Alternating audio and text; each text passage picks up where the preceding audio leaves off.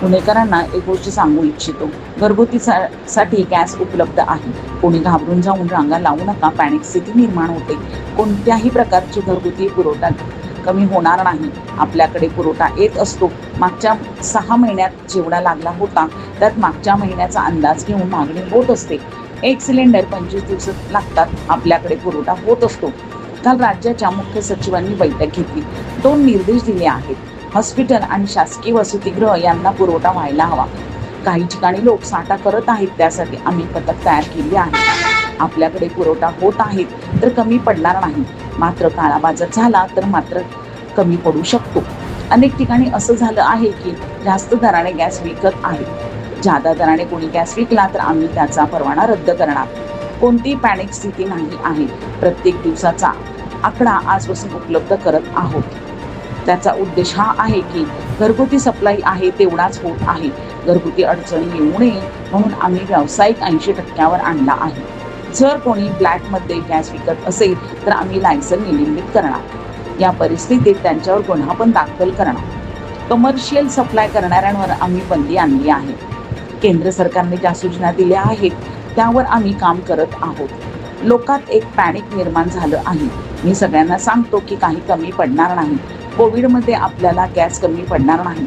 पुरवठा करण्यामध्ये कोणतीही अडचण येणार नाही. सर्वात आधी मी सर्व पुणेकरांना एक गोष्टी स्पष्ट करू इच्छितो की पुण्यामध्ये डोमेस्टिक सप्लायसाठी कुठल्याही प्रकारची कमतरता नाही आहे. आपल्याकडे डोमेस्टिक सप्लायसाठी जेवढा LPG पाहिजे तेवढा पुरेसा आपल्याकडे उपलब्ध आहे आणि पुढेही सुद्धा अडचण येणार नाही. म्हणून शासनाने कमर्शियल सप्लायवर काही टक्के बंदी आणलेली आहे. तर सर्वात आधी जिल्हाधिकारी म्हणून मी सर्व पुणेकरांना आवाहन करू इच्छितो की पॅनिकमध्ये येऊन आपण LPG सिलेंडर घेण्यासाठी रांगा लावू नका. पॅनिकमध्ये ॲडिशनल घेण्यासाठी आपण प्रत्येक ठिकाणी पोहोचतो आहे. त्याच्यामुळे रांगा लागते आणि मग लोकांमध्ये संभ्रम निर्माण होतो आणि एक पॅनिकची सिच्युएशन क्रिएट होते.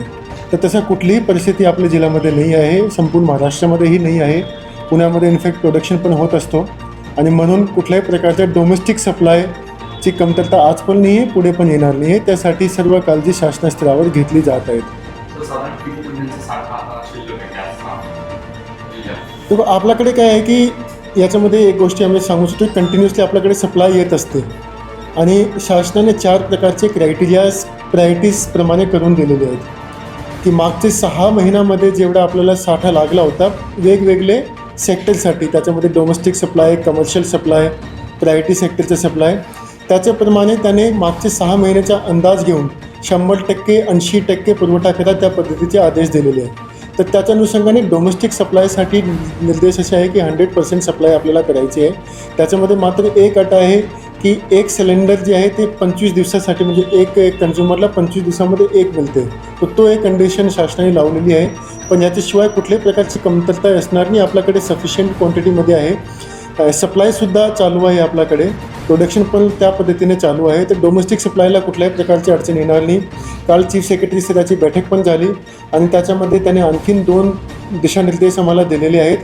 पहिला आहे की जे आपल्याकडे सर्व हॉस्पिटल्स आहे त्याला कुठल्याही प्रकारचा सप्लाय कमी नाही पडला पाहिजे, ते आम्ही एन्श्योर करतो आहे. आणि सेकंड, जे हॉस्टेल्स आहे गव्हर्नमेंट शासकीय हॉस्टेल आणि एडेड हॉस्टेल त्यांनाही सुद्धा सप्लाय कंटिन्युअसली देतील, तेही आम्हाला एन्श्योर करायला सांगितलं. तर तेही आम्ही एन्श्योर करतो आहे तो की पॅनिकमध्ये येऊन आपण ॲडिशनल आताच घेऊन घ्यायचे, जेणेकरून एप्रिलमध्ये किंवा मेमध्ये तुटवडा झाला तरी आपल्याकडे स्टॉक असला पाहिजे. तर तशा प्रकारचा काही करण्याची आवश्यकता नाही. तुटवडा आपल्याकडे होणार नाही, कमी पडणार नाही. म्हणूनच शासनाने हे पाऊल उचललेले आहे आणि कमर्शियल आणि बाकी सप्लायवर आपण थोडासा बंदी आणलेला आहे. पारस मोथा यांचा रिपोर्ट.